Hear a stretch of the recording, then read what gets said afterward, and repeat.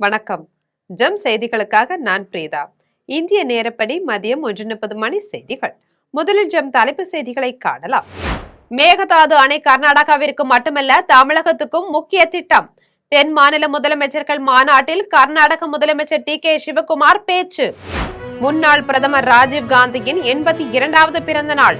தில்லியில் உள்ள ராஜீவ்காந்தி நினைவிடத்தில் நாடாளுமன்ற எதிர்க்கட்சித் தலைவர் ராகுல் காந்தி உள்ளிட்ட தலைவர்கள் மலரஞ்சலி. ஈரான் கடற்கொள்ளையர்களின் துப்பாக்கி சூட்டில் உயிரிழந்த மயிலாடுதுறையை சேர்ந்த மீனவரின் உடலை மீட்க எடப்பாடி பழனிசாமி வலியுறுத்தல். புலன் விசாரணை நடைபெறுவதால் உயிரிழந்த மீனவரின் உடலை தமிழகம் அனுப்புவதில் தாமதம் என விளையாட்டுத்துறை அமைச்சர் ஆதவ் அர்ஜுனா விளக்கம். கூட்டணியில் இருந்து கொண்டு அடுத்த பிரதமர் விஜய் தான் என்று அமைச்சர்கள் கூறியதற்கு காங்கிரஸ் கட்சியினர் தான் பதிலளிக்க வேண்டும். திமுக நாடாளுமன்ற உறுப்பினர் கனிமொழி பேச்சு. என்எல்சி நிறுவனம் அனைத்து தண்ணீரையும் உறிஞ்சிவிட்டு அப்பகுதியின் வளத்தை கெடுத்து விட்டார்கள் என பாமக சட்டமன்ற உறுப்பினர் சௌமியா குற்றச்சாட்டு.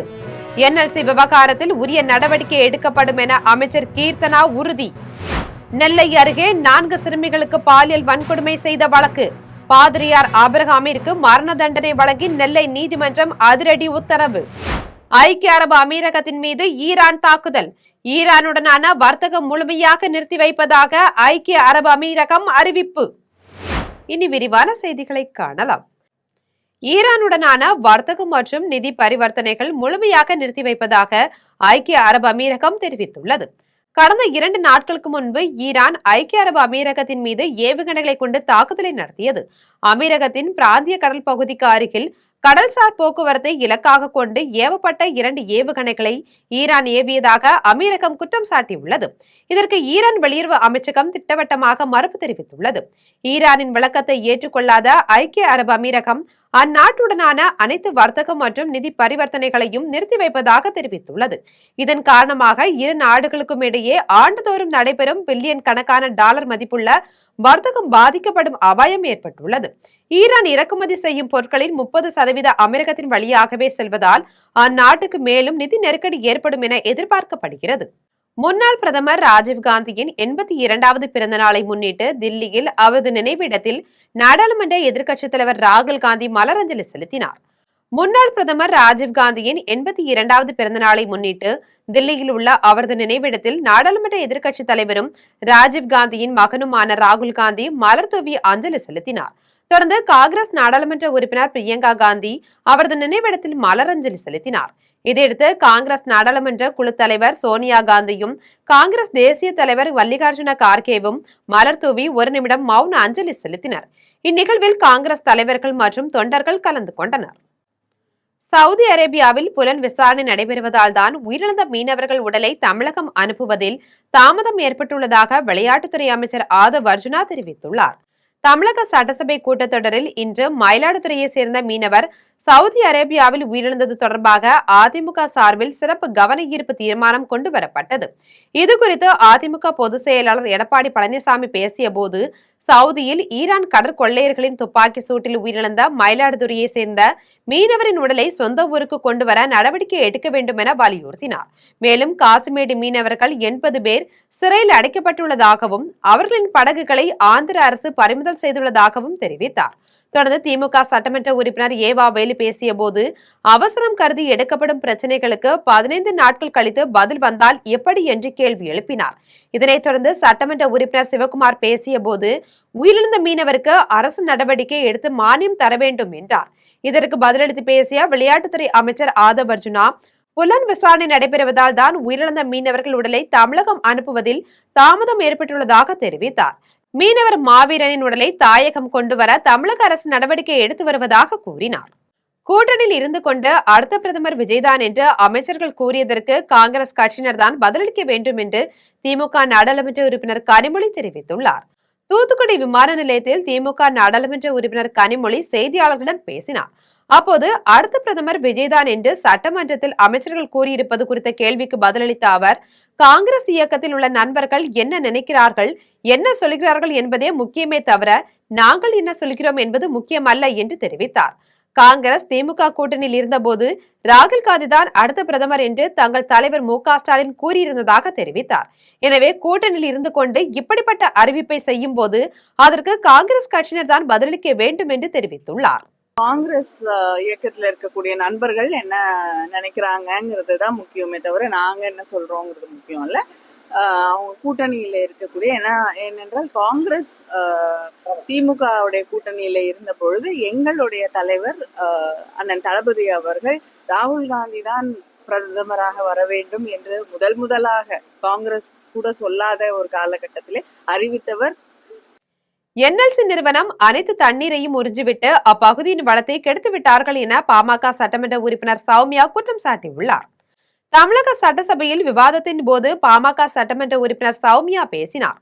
அப்போது தமிழ்நாட்டில் மனசாட்சியே இல்லாத நிறுவனம் என்எல்சி தான் என்று குற்றம் சாட்டினார். அங்கிருந்த அனைத்து தண்ணீரையும் உறிஞ்சிவிட்டு அதன் வளத்தையும் கெடுத்து விட்டார்கள் என்று தெரிவித்தார். நிலம் கொடுத்த விவசாயிகளின் பிள்ளைகளுக்கு கூட பணி வழங்கவில்லை என்றும் என்எல்சி கொடுக்கிற தகவல்கள் எல்லாமே உண்மைக்கு புறம்பானது என்றும் தெரிவித்தார். தொடர்ந்து தேமுதிக சட்டமன்ற உறுப்பினர் பிரேமலதா பேசிய போது என்எல்சி நிறுவனத்தால் விருதாச்சலத்தில் 20க்கும் மேற்பட்ட கிராமங்கள் பாதிக்கப்பட்டுள்ளன என்றும் நீரில் கால்சியம் இருப்பதால் கிட்னி பாதிப்பு அதிகமாக இருக்கிறது என்றும் குற்றம் சாட்டினார். இதைத் தொடர்ந்து பேசிய அமைச்சர் கீர்த்தனா, விவசாயிகளுக்கு எப்போதும் தாவேக அரசு துணை நிற்கும் என்றும் இந்த விவகாரத்தில் உரிய நடவடிக்கை எடுக்கப்படும் என்றும் உறுதியளித்தார். இது தொடர்பாக கமிட்டி அமைத்திருப்பதாகவும் இது பற்றி தகவல்கள் விரைவில் வழங்கப்படும் என்றும் தெரிவித்தார். விவசாய மக்களுக்கு கண்டிப்பாக ஆதரவாக இருப்போம் என்றும் கூறினார். நெல்லை அருகே 4 சிறுமிகளுக்கு பாலியல் வன்கொடுமை செய்த பாதிரியார் ஆபிரகாமிற்கு மரண தண்டனை வழங்கி நெல்லை நீதிமன்றம் தீர்ப்பளித்துள்ளது. நெல்லை மாவட்டம் கங்கை கொண்டான் பகுதியை சேர்ந்தவர் ஆபிரகாம். இவர் அப்பகுதியில் மத போதராக இருந்து வந்தார். இவர் கடந்த 2022ஆம் ஆண்டு ஊழியம் செய்வதற்காக அழைத்து செல்லப்பட்ட 4 சிறுமிகளை மத போதகர் ஆபிரகாம் பாலியல் வன்கொடுமை செய்துள்ளதாக கூறப்படுகிறது. இதுகுறித்து சிறுமிகளின் பெற்றோர் அளித்த புகாரின் பேரில் நெல்லை மாவட்ட ஊரக உட்கோட்ட மகளிர் காவல்துறையினர் வழக்கு பதிவு செய்து விசாரணை மேற்கொண்டனர். தொடர்ந்து நெல்லை மாவட்ட போக்சோ சிறப்பு நீதிமன்றத்தில் வழக்கு விசாரணை நடைபெற்று சாட்சிகள் அனைவரும் ஆஜராகினர். இந்நிலையில் வழக்கின் இறுதி விசாரணை இன்று முடிவடைந்தது. இதில் குற்றம் நிரூபிக்கப்பட்டதை தொடர்ந்து மத போதகர் ஆபிரகாமிற்கு மரண தண்டனை விதித்து நெல்லை மாவட்ட போக்சோ சிறப்பு நீதிமன்ற நீதிபதி சுரேஷ்குமார் உத்தரவிட்டார். இதையடுத்து பாதிக்கப்பட்ட 4 சிறுமிகளுக்கும் தலா 10 லட்சம் ரூபாய் இழப்பீடு வழங்கவும் உத்தரவிட்டுள்ளார். இதுவரை நெல்லை மாவட்ட போக்சோ சிறப்பு நீதிமன்றத்தில் போக்சோ வழக்கில் குற்றம் நிரூபிக்கப்பட்ட 4 பேருக்கு தூக்கு தண்டனை விதிக்கப்பட்டுள்ளது என்பது குறிப்பிடத்தக்கது. மாவீரன் புலிதேவனின் படைத்தளபதியாக விளங்கி போர்க்களத்தில் ஆங்கிலேய படைகளை ஒற்றை வீரராக எதிர்த்து நின்று நிலைக்குலைய செய்தவர் விடுதலை போராட்ட வீரர் ஒண்டிவீரன் என முதலமைச்சர் விஜய் புகழாரம் சூட்டியுள்ளார். தமிழக முதலமைச்சர் விஜய் தனது சமூக வலைதள பக்கத்தில் பதிவிட்டுள்ளார். அதில் ஆங்கிலேயரின் அடக்குமுறைக்கு அஞ்சாமல் நம் மண்ணில் சுதந்திர கனலை ஏற்றிய விடுதலை போராட்ட வீரர் ஒண்டிவீரனின் நினைவு நாளில் அவரது தியாகத்தை போற்றி வணங்குவதாக தெரிவித்துள்ளார். மாவீரன் பூலித்தேவனின் படைத்தளபதியாக விளங்கி போர்க்களத்தில் ஆங்கிலேய படைகளை ஒற்றை வீரராக எதிர்த்து நின்று நிலைக்குலைய செய்தவர் என்று புகழாரம் சூட்டியுள்ளார். தன் ஒரு கரத்தையே இழந்த போதிலும் பல போர்களை புரிந்து தாய்நாட்டு விடுதலைக்காக தனது இன்னுரை தியாகம் செய்த ஒண்டிவீரனின் வீரத்தையும் தேச பற்றியும் நெஞ்சார போற்றிடுவதாக தெரிவித்துள்ளார். வீரம் சிறந்த தமிழர் வரலாற்றில் ஒண்டிவீரனின் புகழ் என்றும் நிலைக்கும் என்றும் தெரிவித்துள்ளார். முன்னாள் பிரதமர் ராஜீவ்காந்தியின் பிறந்த நாளையொட்டி ஸ்ரீபெரும்புதூரில் உள்ள அவரது நினைவிடத்தில் அமைச்சர் விஸ்வநாதன் மலர் வளையம் வைத்து மரியாதை செலுத்தினார். முன்னாள் பிரதமர் ராஜீவ்காந்தியின் 82வது பிறந்த நாளையொட்டி காஞ்சிபுரம் மாவட்டம் ஸ்ரீபெரும்புதூரில் உள்ள அவரது நினைவிடத்தில் அமைச்சர் விஸ்வநாதன் மலர் வளையம் வைத்து மலர் தூவி 1 நிமிடம் மௌன அஞ்சலி செலுத்தினார். இதைத் தொடர்ந்து காங்கிரஸ் மாவட்ட தலைவர் அருள்ராஜ் தலைமையில் கட்சி பொறுப்பாளர்கள் மற்றும் தொண்டர்கள் அனைவரும் மலர் தூவி மரியாதை செலுத்தினர். பாதுகாப்பு காரணங்களுக்காக நினைவிட வளாகம் மற்றும் அதனை சுற்றியுள்ள பகுதிகளில் காவல்துறையினர் பலத்த பாதுகாப்பு பணியில் ஈடுபட்டனர். கடலை மிட்டாயை சத்துணவில் சேர்ப்பது அரசின் கொள்கை முடிவு என்று மாவட்ட ஆட்சியர் விஷு மகாஜன் தெரிவித்துள்ளார். தூத்துக்குடி மாவட்டம் கோவில்பட்டி VMS நகரில் கடலை மிட்டாய் உற்பத்தியாளர்களுக்காக அமைக்கப்பட்டு வரும் சிறு வணிக குழுமம் மையத்தை மாவட்ட ஆட்சியர் விஷு மகாஜன் நேரில் சென்று பார்வையிட்டு ஆய்வு மேற்கொண்டார். இதைத் தொடர்ந்து சமூக நீதி நல விடுதி, அரசு மருத்துவமனை உள்ளிட்ட பல்வேறு துறைகளின் மூலம் மேற்கொள்ளப்பட்டு வரும் திட்டப்பணிகளை பார்வையிட்டு ஆய்வு செய்தார். இதன் பின்னர் மாவட்ட ஆட்சியர் விஷு மகாஜன் செய்தியாளர்களிடம் பேசினார். அப்போது கழுகுமலை பேரூராட்சியில் 16 ஆழ்துளை கிணறு அமைத்து 10 லட்சம் லிட்டர் தண்ணீர் குடிநீர் வழங்கி வருவதாக தெரிவித்தார். கடலை மிட்டாயை சத்துணவில் சேர்ப்பது அரசின் கொள்கை முடிவு என்று தெரிவித்தார். மேலும் உற்பத்தி பொருட்களாக இருந்தால் தொழில் முனைவோர்களாக உருவாக்குவதற்கும் சிறிய அளவில் தொழில் புரிபவர்கள் அவர்களது தொழிலை விரிவுபடுத்துவதற்கும் தேவையான அடிப்படை வசதிகள் உருவாக்கி தரப்படும் என்று உறுதியளித்தார். இந்நிகழ்வில் மாவட்ட வருவாய் அலுவலர் குருச்சந்திரன், திட்ட இயக்குநர் சரவணன் உள்ளிட்ட துறை சார்ந்த அரசு அதிகாரிகள் கலந்து கொண்டனர். இன்னைக்கு உங்களை தேடி உங்க ஊரில் அந்த திட்டத்துக்கு கீழே நானும் என் கூட சார் ஆட்சியர் கோவில்பட்டி மற்றும் உதவி ஆட்சியர் பயிற்சி, அப்புறம் அனைத்து துறைகளோட அதிகாரிகள் அவங்கவுங்க துறைகளோட திட்ட பணிகள் மற்றும் அவங்களோட துறைகளோட அலுவலகங்கள் அனைத்தையும் இன்ஸ்பெக்ஷன் பார்த்துட்டு இருக்கோம். மழைக்காலம் நெருங்குவதால் அனைத்து கால்வாய்களிலும் தூர்வாரி வெள்ள பாதிப்பு ஏற்படுவதை தவிர்க்க வேண்டும் என மண்டல தலைவர் ரவிச்சந்திரன் அதிகாரிகளுக்கு அறிவுறுத்தினார். சென்னை அருகே புழுதிவாக்கத்தில் உள்ள மண்டல அலுவலகத்தில் மண்டல குழு கூட்டம் நடைபெற்றது. மண்டல தலைவர் ரவிச்சந்திரன் தலைமையில் நடைபெற்ற கூட்டத்தில் அனைத்து துறை அதிகாரிகளும் கவுன்சிலர்களும் கலந்து கொண்டனர். கூட்டத்தில் 190வது வார்டு அதிமுக கவுன்சிலர் பிரகாஷ் பேசிய போது, சதுப்பு நிலத்தில் 1 கிலோமீட்டர் தூரத்திற்கு கட்டடங்கள் கட்ட தடை இருந்தும் சிலர் சட்டத்திற்கு புறம்பாக அனுமதி பெற்று வீடு கட்டி வருவதாக கூறினார். மழைநீர் வடிகால்வாய் பணி செய்யும் ஒப்பந்ததாரர்கள் எவ்வித தடுப்புகளும் அமைக்காமல் பணிபுரிவதால் பொதுமக்களின் பாதுகாப்பு கேள்விக்குறியாகி உள்ளதாக தெரிவித்தார். தொடர்ந்து 186வது வார்டு திமுக கவுன்சிலர் மணிகண்டன் பேசிய போது, சென்னை மாநகராட்சி அலுவலகத்தில் செயற்பொறியாளராக உள்ள ஒருவர் சட்டத்திற்கு புறம்பாக பினாமி பெயரில் ஒப்பந்தம் எடுத்து ஈஞ்சம்பாக்கத்தில் மழைநீர் வடிகால்வாய் பணி செய்து வருவதாக தெரிவித்தார். எனவே அவரின் மீது உரிய நடவடிக்கை எடுக்க வேண்டும் என்று வலியுறுத்தினார். இதற்கு பதிலளித்து பேசிய மண்டல தலைவர், சிறு சிறு பிரச்சனைகளை அதிகாரிகள் உடனடியாக தீர்க்க நடவடிக்கை எடுக்க வேண்டும். மழைக்காலம் நெருங்குவதால் அனைத்து கால்வாய்களிலும் தூர்வாரி வெள்ள பாதிப்பு ஏற்படுவதை தவிர்க்க வேண்டும் என அதிகாரிகளுக்கு அறிவுறுத்தினார். ஓணம் பண்டிகையை முன்னிட்டு பயணிகளின் கூடுதல் கூட்ட நெரிசலை சமாளிக்கும் வகையில் சென்னை சென்ட்ரல் மங்களூரு இடையே வாராந்திர சிறப்பு விரைவு ரயில்கள் இயக்கப்பட உள்ளதாக தெற்கு ரயில்வே தெரிவித்துள்ளது. தெற்கு ரயில்வே ஓணம் பண்டிகையை முன்னிட்டு சிறப்பு ரயில்கள் குறித்து அறிவிப்பை வெளியிட்டுள்ளது. அதில் ஓணம் பண்டிகையை முன்னிட்டு சென்னை சென்ட்ரல் மங்களூரு இடையே சிறப்பு ரயில் இயக்கப்படுகிறது. அதன்படி சென்னை சென்ட்ரலில் இருந்து நாளை மற்றும் வருகிற 28ஆம் தேதி இரவு 11:50 மணிக்கு மங்களூருக்கு வாராந்திர சிறப்பு ரயில் இயக்கப்பட உள்ளதாக தெரிவித்துள்ளது. இதேபோல மங்களூருவில் இருந்து சென்னை சென்ட்ரலுக்கு வருகிற 22, 29 ஆகிய தேதிகளில் இரவு 7:15 மணிக்கு வாராந்திர சிறப்பு ரயில் இயக்கப்பட உள்ளதாக தெரிவித்துள்ளது. இந்த சிறப்பு ரயில்கள் பெரம்பூர், அரக்கோணம், காட்பாடி, ஜோலார்பேட்டை, சேலம், ஈரோடு, திருப்பூர் உள்ளிட்ட 19 முக்கிய ரயில் நிலையங்களில் நின்று செல்ல ஏற்பாடு செய்யப்பட்டுள்ளதாக தெற்கு ரயில்வே தெரிவித்துள்ளது. கோவை தனியார் பள்ளியில் நடைபெற்ற தடகள போட்டியில் முதலிடம் பிடித்த மாணவ மாணவிகளுக்கு சிறப்பு விருந்தினர்கள் பரிசுகளை வழங்கி பாராட்டினர். கோவை தனியார் பள்ளிகள் கூட்டமைப்பின் சார்பில் 10வது ஆண்டு தடகள போட்டி கோவை நேரு விளையாட்டு மைதானத்தில் நடைபெற்றது. கோவை, திருப்பூர், ஈரோடு மற்றும் கரூர் மாவட்டங்களில் 40க்கும் மேற்பட்ட பள்ளிகளை சேர்ந்த மாணவ மாணவிகள் இப்போட்டிகளில் கலந்து கொண்டனர். போட்டியில் முதலிடம் பிடித்த மாணவ மாணவிகளுக்கு கோவை தனியார் பள்ளிகள் கூட்டமைப்பின் நிர்வாகிகள், சிறப்பு விருந்தினர்கள் கலந்து கொண்டு பரிசுகளை வழங்கி பாராட்டினர். கோவையில் நடைபெற்ற மாவட்ட அளவிலான போட்டியில் ஏராளமான பள்ளி மாணவர்கள் ஆர்வத்துடன் கலந்து கொண்டு தங்களது விளையாட்டு திறமைகளை வெளிப்படுத்தினர். கோவையில் உள்ள தனியார் பள்ளியின் மாநில அளவிலான போட்டிகளுக்கு வீரர் வீராங்கனைகளை தேர்வு செய்வதற்கான வருவாய் மாவட்ட அளவிலான இறுதிக்கட்ட போட்டி நடைபெற்றது. இதில் 100க்கும் மேற்பட்ட அரசு மற்றும் தனியார் பள்ளிகளை சேர்ந்த மாணவ மாணவிகள் ஆர்வத்துடன் கலந்து கொண்டு பல்வேறு போட்டிகளில் தங்களது விளையாட்டு திறமைகளை வெளிப்படுத்தினர். இதில் குறிப்பாக அரசு பள்ளிகளை சேர்ந்த மாணவர்களும் சிறப்பாக விளையாடி வெற்றி பெற்று அனைவரது கவனத்தையும் ஈர்த்தனர். தொடர்ந்து போட்டிகளில் வெற்றி பெற்ற மாணவ மாணவிகளுக்கு பதக்கங்கள் மற்றும் சான்றிதழ்கள் வழங்கி கௌரவிக்கப்பட்டது. அரக்கோணம் அருகே மின்கம்பம் அபாயகரமான நிலையில் இருப்பதால் விபத்து ஏற்படுவதற்கு முன் உடனடியாக மின்கம்பத்தை மாற்ற வேண்டும் என பொதுமக்கள் கோரிக்கை விடுத்துள்ளனர். ராணிப்பேட்டை மாவட்டம் அரக்கோணம் நகரத்திற்குட்பட்ட சோமசுந்தர நகர் 2வது தெருவில் உள்ள ஒரு மின்கம்பத்தில் சில தினங்களுக்கு முன் எதிர்பாராத விதமாக வாகனம் மோதியதால் மின்கம்பம் சேதமடைந்து அபாயகரமான நிலையில் உள்ளது. தற்போது மழைக்காலம் என்பதால் பலத்த காற்று வீசினால் கம்பம் தெருவில் சாய்ந்து விபத்தை ஏற்படுத்தும் நிலையில் உள்ளது. இதுகுறித்து பொதுமக்கள் நகராட்சி நிர்வாகத்திற்கும் மின் வாரியத்திற்கும் தகவல் தெரிவித்தும் இதுவரை நடவடிக்கை எடுக்கவில்லை என பொதுமக்கள் குற்றம் சாட்டியுள்ளனர்.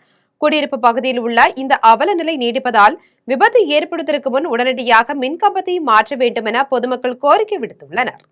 திருமுல்லைவாயில் அருகே பாதாள சாக்கடை பணிகளால் வாகன ஓட்டிகள் கடும் சிரமத்திற்கு உள்ளாகி வருகின்றனர். திருவள்ளூர் மாவட்டம் திருமுல்லைவாயில் அருகே மணிகண்டபுரத்தில் பாதாள சாக்கடை அமைப்பதற்கான பணிகள் நடைபெற்று வருகிறது. இதனால் சாலைகள் கடுமையாக சேதமடைந்து கடுமையான மழை காரணமாக சாலைகள் பயன்படுத்த முடியாத சூழல் ஏற்பட்டுள்ளது. இதன் காரணமாக அவ்வழியாக செல்லும் வாகனங்கள் சேற்றில் சிக்கிக் கொள்வதால் வாகன ஓட்டிகள் கடும் சிரமத்திற்கு உள்ளாகி வருகின்றனர். எனவே மாநகராட்சி சார்பில் நடைபெற்று வரும் பாதாள சாக்கடை திட்ட பணிகளை பருவமழைக்கு முன் விரைவாக முடித்து தர வேண்டும் என அப்பகுதி பொதுமக்கள் கோரிக்கை விடுத்துள்ளனர். இதற்கு மண்டல குழு தலைவர் அமுதா பணிகளை விரைவாக முடித்து சாலை அமைக்கும் பணியை தொடங்க வேண்டும் என அதிகாரிகளுக்கு உத்தரவிட்டார். தேர்தலுக்கு வரதுக்கு முன்னாடி எடுத்த வேலை பாருங்க, ஒரு மாசத்துக்கு முன்னாடி எடுத்த வேலை, இன்னும் வேலை முடியல. எடுத்த கான்ட்ராக்டர் சரியில்லையா, இல்ல இது எடுத்த கான்ட்ராக்டர் எந்த விதத்துல இருக்கிறாங்க, அவங்களோட ஃபைனான்ஸ் கெப்பாசிட்டி எப்படின்னு பார்க்காம கொடுத்த கான்ட்ராக்ட்னால நடக்குதா என்னன்னு தெரியல. ரொம்ப கஷ்டப்படுறாங்க, எல்லா மக்களும் இங்க கஷ்டப்படுறாங்க. ஒட்டன்சத்திரம் அருகே புலிக்குத்தி காடு பகுதியில் ஒற்றை யானை உலா வந்ததால் அப்பகுதி மக்கள் அச்சமடைந்து உள்ளனர். திண்டுக்கல் மாவட்டம் ஒட்டன்சத்திரம் அருகே புலிக்குத்தி காடு பகுதியில் ஒற்றை யானை உலா வந்ததால் அப்பகுதி பொதுமக்கள் மற்றும் விவசாயிகள் அச்சமடைந்துள்ளனர். இதில் சிலர் யானை நடமாட்டத்தை செல்போனில் வீடியோவாக பதிவு செய்துள்ளனர். இதனால் புலிக்குத்தி காடு பகுதியில் யானை நடமாட்டத்தை வனத்துறையினர் தீவிரமாக கண்காணித்து விவசாய நிலங்கள் மற்றும் குடியிருப்பு பகுதிகளுக்குள் வராமல் தடுக்கும் வகையில் உரிய நடவடிக்கைகளை மேற்கொள்ள வேண்டும் என பொதுமக்களும் விவசாயிகளும் கோரிக்கை விடுத்துள்ளனர். தென்காசியில் யானை தடுப்பு அகழி பணியில் லஞ்சம் வாங்கிய வனசரகரை லஞ்ச ஒழிப்பு காவல்துறையினர் கைது செய்துள்ளனர். தென்காசி மாவட்டம் சிவகிரி வனசரகத்துக்குட்பட்ட வனப்பகுதியை ஒட்டி 8 கிலோமீட்டர் தொலைவுக்கு யானை தடுப்பு அகழி அமைக்கும் பணியை சென்னை பல்லாவரத்தை சேர்ந்த அரசு ஒப்பந்தக்காரர் சுரேஷ்குமார் செய்து வந்தார். இந்த பணிக்கான பில் தொகையில் 20% கமிஷன் தர வேண்டும் என சிவகிரி வனசரகர் கதிரவன் ஒப்பந்தக்காரரிடம் கேட்டதாக கூறப்படுகிறது. ஏற்கனவே பெற்ற 18.45 லட்சம் ரூபாய் பில் தொகைக்கு 3.69 லட்சம் ரூபாய் கமிஷன் வழங்க வேண்டும் என்றும் முதற்கட்டமாக 1 லட்சம் ரூபாய் தர வேண்டும் என்றும் கேட்டதாக தெரிகிறது. இதுகுறித்து சுரேஷ்குமார் தென்காசி ஊழல் தடுப்பு மற்றும் கண்காணிப்பு பிரிவில் புகார் அளித்தார். அதன் அடிப்படையில் ரசாயன பவுடர் தடவிய 1 லட்சம் ரூபாய் பணத்தை சுரேஷ்குமார் வழங்கிய போது தனது வீட்டில் பணத்தை பெற்றதாக கூறப்படும் வனசரகர் கதிரவனை மறைந்திருந்த லஞ்ச ஒழிப்பு காவல்துறையினர் கைது செய்தனர். காரியாபட்டி அருகே டீசல் திருட்டில் ஈடுபட்டவர்களை கைது செய்த காவல்துறையினர் அவர்களிடமிருந்து 96,000 ரூபாய் ரொக்கப்பணம் மற்றும் திருட்டுக்கு பயன்படுத்திய காரை பறிமுதல் செய்தனர். விருதுநகர் மாவட்டம் காரியாபட்டி அருகே உள்ள கரிசல்குளம் கண்மாய் பகுதியில் நிறுத்தப்பட்டிருந்த லாரிகள் மற்றும் மண்ணழும் இயந்திரத்தில் இருந்து சுமார் 960 லிட்டர் டீசல் திருடப்பட்டதாக புகார் அளிக்கப்பட்டது. இதுகுறித்து காரியாபட்டி காவல்துறையினர் விசாரணை நடத்தியதில் மதுரை மாவட்டத்தை சேர்ந்த செல்லப்பாண்டி மற்றும் ஜெகதீஷ் ராஜா ஆகியோர் டீசல் திருட்டில் ஈடுபட்டது தெரிய வந்தது. திருடிய டீசலை அலகாநல்லூர் சிக்கந்தர் சாவடியை சேர்ந்த செந்தில்குமாரிடம் விற்பனை செய்ததும் தெரிய வந்தது. இருவரையும் கைது செய்த காவல்துறையினர் 96,000 ரூபாய் ரொக்கப்பணம் மற்றும் திருட்டுக்கு பயன்படுத்திய காரை பறிமுதல் செய்தனர். டீசலை வாங்கியதாக கூறப்படும் செந்தில்குமாரை காவல்துறையினர் தேடி வருகின்றனர். முக்கிய பிரச்சனைகள் உள்ள இடங்களை மாவட்ட ஆட்சியர் ஆய்வு செய்யாததை கண்டித்து கோவில்பட்டி வட்டாட்சியர் அலுவலகத்தில் சமூக ஆர்வலர்கள் கூட்டமைப்பினர் போராட்டத்தில் ஈடுபட்டனர். தூத்துக்குடி மாவட்டம் கோவில்பட்டியில் உங்களை தேடி உங்கள் ஊரில் திட்டத்தின் கீழ் மாவட்ட ஆட்சியர் விஷு மகாஜன் பல்வேறு திட்ட பணிகளை பார்வையிட்டு ஆய்வு மேற்கொண்டார். தொடர்ந்து அவர் கோவில்பட்டி வட்டாட்சியர் அலுவலகத்தில் பொதுமக்களிடமிருந்து கோரிக்கை மனுக்களை பெற்றுக் கொண்டார். அப்போது கோவில்பட்டி சமூக ஆர்வலர்கள் கூட்டமைப்பினர் கோவில்பட்டி நகரில் பல்வேறு முக்கிய பிரச்சனைகள் இருக்கும்போது அதை மாவட்ட ஆட்சியர் ஆய்வு செய்யாமல் இருப்பதை கண்டித்தும் மாவட்ட ஆட்சியருக்கு தவறான வழிமுறைகளை காட்டிய அதிகாரிகளை கண்டித்தும் அலுவலகம் முன் காத்திருப்பு போராட்டத்தில் ஈடுபட்டனர். தொடர்ந்து போராட்டத்தில் ஈடுபட்டவர்களை அழைத்து மாவட்ட ஆட்சியர் விஷு மகாஜன் பேச்சுவார்த்தை நடத்தினார். பேச்சுவார்த்தையின் போது கோரிக்கைகள் மற்றும் பிரச்சனைகள் குறித்து மனு எழுதி தாருங்கள், உரிய நடவடிக்கை எடுக்கப்படும் என்று மாவட்ட ஆட்சியர் உறுதியளித்ததை தொடர்ந்து அவர்கள் தங்களது போராட்டத்தை கைவிட்டனர்.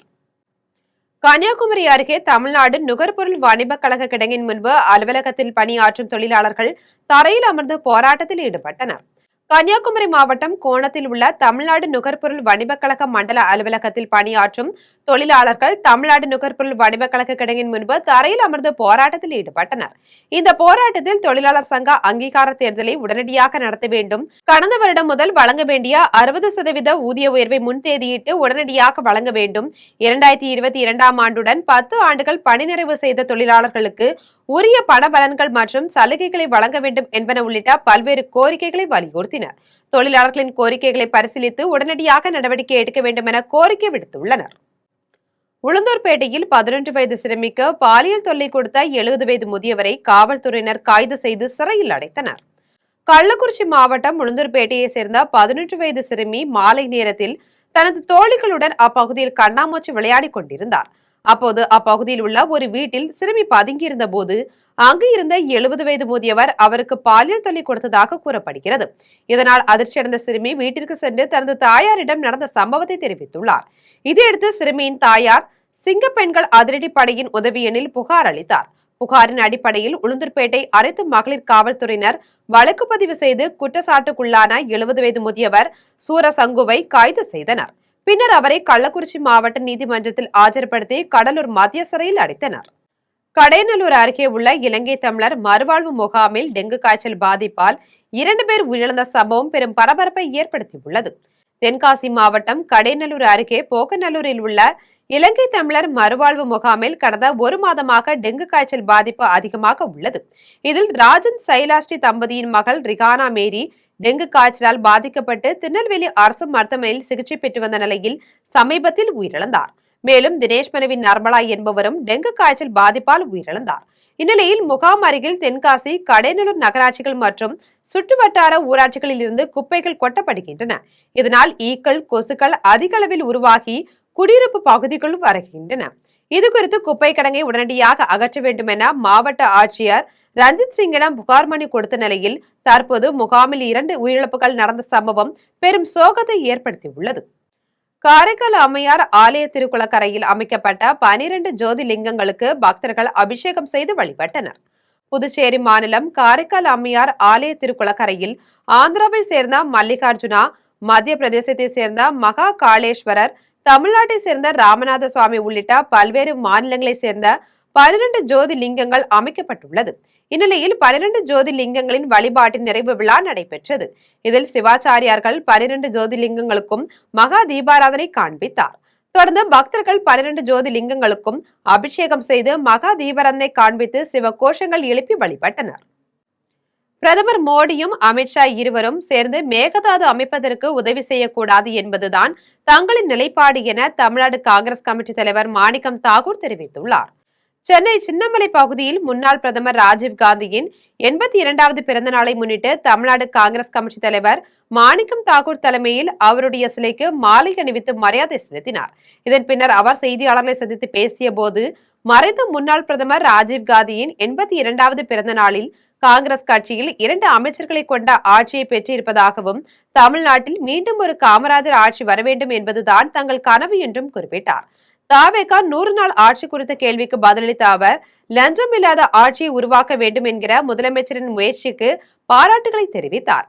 பாஜக காங்கிரஸ் 2 பேர் உடலிலும் ஓடுவது ஒரே ரத்தம், ஒரே ஜீன், வேறுபாடு கிடையாது என முன்னாள் அமைச்சர் சி.வி. சண்முகம் பேசியது குறித்து கேட்டபோது நாங்கள் காந்தி கட்சி, பாஜக கோட்சே கட்சி எப்படி ஒன்றாக இருக்கும் என்று கூறினார். பிரதமர் மோடியும் அமித்ஷா இருவரும் சேர்ந்து மேகதாது அமைப்பதற்கு உதவி செய்யக்கூடாது என்பதுதான் தங்களின் நிலைப்பாடு என்று குறிப்பிட்டார்.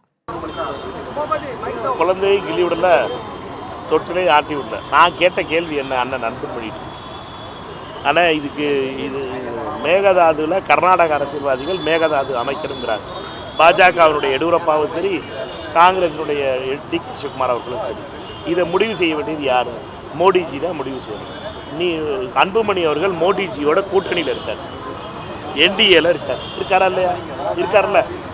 இருக்காருன்னா அவர் மேகதாது அமைக்கக்கூடாது, நீங்கள் அமைச்சிங்கன்னா நாங்கள் டீலிமிட்டேஷன் உங்களுக்கு ஆதரவு தர மாட்டோம் அப்படின்னு சொல்ல திராணி இருக்கா, தைரியம் இருக்கா? இதுதான் அன்புமணிகிட்ட கேட்குறேன். கேட்டால் சட்டப்பேரவையில் முதலமைச்சர் விஜய் சட்டமன்ற உறுப்பினர்களுக்கு கார் வழங்கப்படும் என அறிவித்ததையொட்டி குடியாத்தம் சட்டமன்ற உறுப்பினர் சிந்து எம்ஜிஆர் பாடல் பாடி தனது நன்றியை தெரிவித்தார். தமிழ்நாடு சட்டப்பேரவையில் நீர்வளத்துறை, ஊரக வளர்ச்சி மற்றும் ஊராட்சித்துறை, சுற்றுலாக்கலை மற்றும் பண்பாட்டுத்துறை ஆகிய துறைகள் மீதான மானிய கோரிக்கைகள் மீதான விவாதம் நேற்று நடைபெற்றது.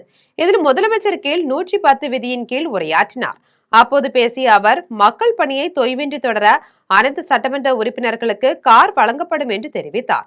இதற்கு நன்றி தெரிவிக்கும் வகையில் குடியாத்தம் சட்டமன்ற உறுப்பினர் சிந்து எம்ஜிஆர் பாடல் பாடி தனது நன்றியை தெரிவித்தார். அப்போது அவரது பாடல் சட்டமன்ற அவையோர் கவனத்தை ஈர்த்துள்ளது. மாண்புமிகு பேரவை தலைவர் அவர்களே, மாண்புமிகு முதல்வரே, ரொம்ப மகிழ்ச்சியா இருக்குது. இதுக்காக ஒரு பாடல் மூலமாவே நன்றி சொல்லிடுறேன். கொடுத்ததெல்லாம் கொடுத்தார், இவர் யாருக்காக கொடுத்தார்? ஒருத்தருக்கா கொடுத்தார், இல்லை ஊருக்காக கொடுத்தார். ஒருத்தருக்கா கொடுத்தார், இல்லை ஊருக்காக கொடுத்தார். Thank you so much. மன்னார்குடியில் பள்ளி மாணவர் மாணவியரின் பன்முகத்திறனை வெளிப்படுத்தும் வகையில் தஞ்சை கலை பண்பாட்டுத்துறை சார்பில் தமிழிசை விழா சிறப்பாக நடைபெற்றது. தஞ்சாவூர் மண்டல கலை பண்பாட்டு மையம் சார்பில் திருவாரூர் மாவட்டம் மன்னார்குடி சக்திவேல் முருகன் கோவிலில் தமிழிசை விழா நடைபெற்றது. இதில் திருவாரூர், மன்னார்குடி, திருத்துறைப்பூண்டி பகுதியைச் சேர்ந்த சவகர் சிறுவர் மன்ற மாணவ மாணவிகள் 50க்கும் மேற்பட்டோர் பங்கேற்று பரதநாட்டியம், குரலிசை போன்ற பல்வேறு வகை திறமைகளை மாணவர்கள் வெளிப்படுத்தினர். மேலும் வீரராகவன் குழுவினரின் இசை நிகழ்ச்சியும், வில்லிசை வேந்தர் நெல்லை ரவீந்திரன் தலைமையில் இசை சங்கமம் நிகழ்ச்சியும், மிருதங்கம் கஞ்சிராய் இசை நிகழ்ச்சியும் நடைபெற்றது. இந்நிகழ்ச்சியில் தஞ்சாவூர் மண்டல கலை பண்பாட்டு மைய உதவி இயக்குனர் ராஜாராமன், தஞ்சை மண்டல கலை பண்பாட்டுத்துறை அதிகாரிகள், மாணவ மாணவியரின் பெற்றோர்கள் என ஏராளமானோர் பங்கேற்றனர். வாலாஜாபாத் அரசு மருத்துவமனையில் நோயாளி ஒருவருக்கு தூய்மை பணியாளர்கள் சிகிச்சை அளிக்கும் வீடியோ வெளியாகி பெரும் அதிர்ச்சியையும் பரபரப்பையும் ஏற்படுத்தியுள்ளது. காஞ்சிபுரம் மாவட்டம் வாலாஜாபாத் அரசு மருத்துவமனையில் தூய்மை பணியாளர்கள் சிகிச்சை அளிப்பது நோயாளிகளிடையே அச்சத்தை ஏற்படுத்தியுள்ளது. இதனால் பலரும் வாலாஜாபாத் அரசு மருத்துவமனையில் சிகிச்சையை தவிர்த்து தனியார் மருத்துவமனையை நாடும் நிலைக்கு தள்ளப்பட்டுள்ளனர். மேலும் தூய்மை பணியாளர்களை பணி செய்ய விட்டு அலட்சிய போக்குடன் செயல்பட்டவர்கள் மீது உரிய நடவடிக்கை எடுத்திட வேண்டும் என பொதுமக்கள் கோரிக்கை விடுத்துள்ளனர். இந்நிலையில் நோயாளி ஒருவருக்கு தூய்மை பணியாளர்கள் சிகிச்சை அளிக்கும் வீடியோ வெளியாகி பெரும் அதிர்ச்சியையும் பரபரப்பையும் ஏற்படுத்தியுள்ளது. கொல்லங்கோடு அருகே நடக்காவு சந்திப்பில் மதுபோதையில் விழுந்து கிடந்த நபர் மயக்கத்திலேயே உயிரிழந்த சம்பவம் அப்பகுதியில் பெரும் பரபரப்பை ஏற்படுத்தியுள்ளது. கன்னியாகுமரி மாவட்டம் நித்திரவிளை அருகே செம்மான்வெளியை சேர்ந்த ஜெயசுந்தர் சிங் என்பவருக்கு திருமணமாகி 2 குழந்தைகள் உள்ளனர். இவரது மகன் கடந்த 1.5 ஆண்டுகளுக்கு முன் உடல்நலக் குறைவால் உயிரிழந்தார். இதனால் மனமுடைந்த இவர் அதிக மது அருந்தும் பழக்கத்திற்கு ஆளாகி போதையில் சாலையோரங்களில் விழுந்து கிடப்பதை வாடிக்கையாக கொண்டிருந்ததாக கூறப்படுகிறது. இந்நிலையில் நடைக்காவு பகுதியில் உள்ள மதுக்கடையில் ஜெயசுந்தர் சிங் சுயநினைவை இழக்கும் அளவுக்கு மது அருந்தி வீடு திரும்ப முயற்சி செய்துள்ளார். அப்போது அவர் தனது இருசக்கர வாகனத்தின் அருகில் சென்றபோது நிலை தடுமாறி கீழே விழுந்துள்ளார்.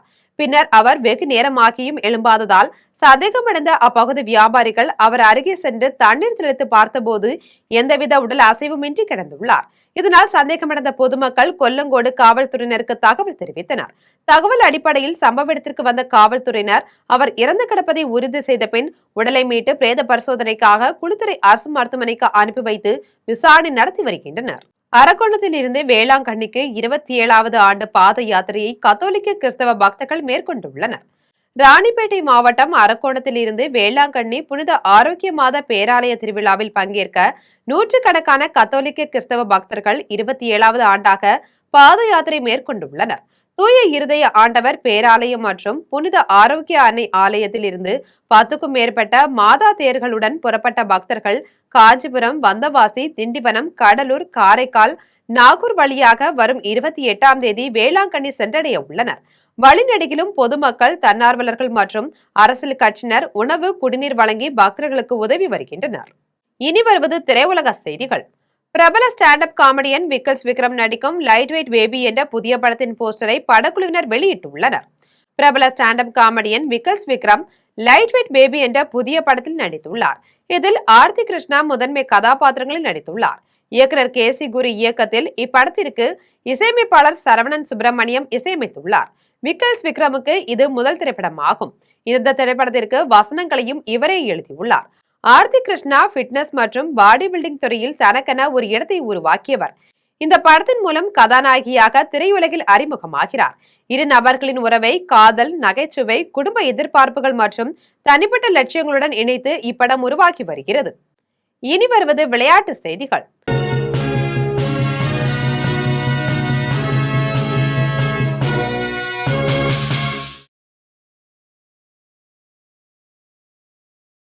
உலக சாம்பியன்ஷிப் பேட்மிண்டன் தொடரின் 2வது சுற்று போட்டியில் இந்தியாவின் PV சிந்து வெற்றி பெற்றுள்ளார்.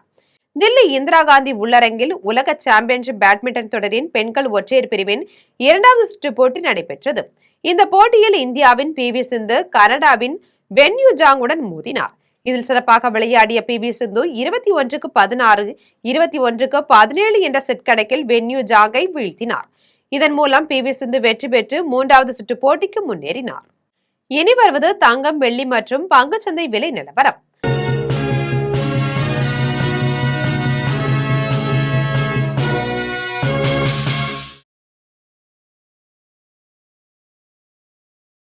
சென்னையில் ஆபரண தங்கம் இன்று 1 சவரன் 1,16,800 ரூபாய்க்கு விற்பனை செய்யப்படுகிறது.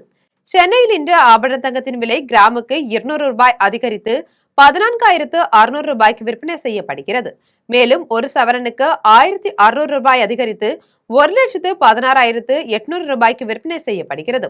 24 கேரட் தூய தங்கம் 1 சவரன் 1,27,416 ரூபாய்க்கு விற்பனை செய்யப்படுகிறது. மேலும் 1 கிராம் வெள்ளி 260 ரூபாய்க்கும் 1 கிலோ வெள்ளி 2,60,000 ரூபாய்க்கும் விற்பனை செய்யப்படுகிறது. இந்திய பங்குச்சந்தைகளில் வணிகம் இன்று உயர்வுடன் காணப்படுகிறது. மும்பை பங்குச்சந்தை பங்கு விலை குறியீட்டு எண் சென்செக்ஸ் 528 புள்ளிகள் அதிகரித்து 77,437 புள்ளிகளில் வணிகமாகிறது. தேசிய பங்குச்சந்தை பங்கு விலை குறியீட்டு எண் நிப்டி 136 புள்ளிகள் அதிகரித்து 24,214 புள்ளிகளில் வணிகமாகிறது. மீண்டும் ஜெம் தலைப்பு செய்திகள். மேகதாது அணை கர்நாடகாவிற்கு மட்டுமல்ல தமிழகத்துக்கும் முக்கிய திட்டம். தென் மாநில முதலமைச்சர்கள் மாநாட்டில் கர்நாடக முதலமைச்சர் TK சிவகுமார் பேச்சு. முன்னாள் பிரதமர் ராஜீவ் காந்தியின் 82வது பிறந்த நாள். தில்லியில் உள்ள ராஜீவ் காந்தி நினைவிடத்தில் நாடாளுமன்ற எதிர்க்கட்சித் தலைவர் ராகுல் காந்தி உள்ளிட்ட தலைவர்கள் மலரஞ்சலி. ஈரான் கடற்கொள்ளையர்களின் துப்பாக்கி சூட்டில் உயிரிழந்த மயிலாடுதுறையை சேர்ந்த மீனவரின் உடலை மீட்க எடப்பாடி பழனிசாமி வலியுறுத்தல். புலன் விசாரணை நடைபெறுவதால் உயிரிழந்த மீனவரின் உடலை தமிழகம் அனுப்புவதில் தாமதம் என விளையாட்டுத்துறை அமைச்சர் ஆதவ் அர்ஜுனா விளக்கம். கூட்டணியில் இருந்து கொண்டு அடுத்த பிரதமர் விஜய் தான் என்று அமைச்சர்கள் கூறியதற்கு காங்கிரஸ் கட்சியினர் தான் பதிலளிக்க வேண்டும். திமுக நாடாளுமன்ற உறுப்பினர் கனிமொழி பேச்சு. NLC நிறுவனம் அனைத்து தண்ணீரையும் உறிஞ்சிவிட்டு அப்பகுதியின் வளத்தை கெடுத்து விட்டார்கள் என பாமக சட்டமன்ற உறுப்பினர் சௌமியா குற்றச்சாட்டு. NLC விவகாரத்தில் உரிய நடவடிக்கை எடுக்கப்படும் என அமைச்சர் கீர்த்தனா உறுதி. நெல்லை அருகே 4 சிறுமிகளுக்கு பாலியல் வன்கொடுமை செய்த வழக்கு. பாதிரியார் ஆபிரகாமிற்கு மரண தண்டனை வழங்கி நெல்லை நீதிமன்றம் அதிரடி உத்தரவு. ஐக்கிய அரபு அமீரகத்தின் மீது ஈரான் தாக்குதல். ஈரானுடனான வர்த்தகம் முழுமையாக நிறுத்தி வைப்பதாக ஐக்கிய அரபு அமீரகம் அறிவிப்பு. இத்துடன் ஜெம் செய்திகள் நிறைவடைகின்றன. மீண்டும் ஜெம் செய்திகள் மாலை 6 மணிக்கு. உடனுக்குடன் செய்திகளை காண ஜெம் live.tv என்ற இணையதளத்தில் இணைந்திருங்கள். நன்றி, வணக்கம்.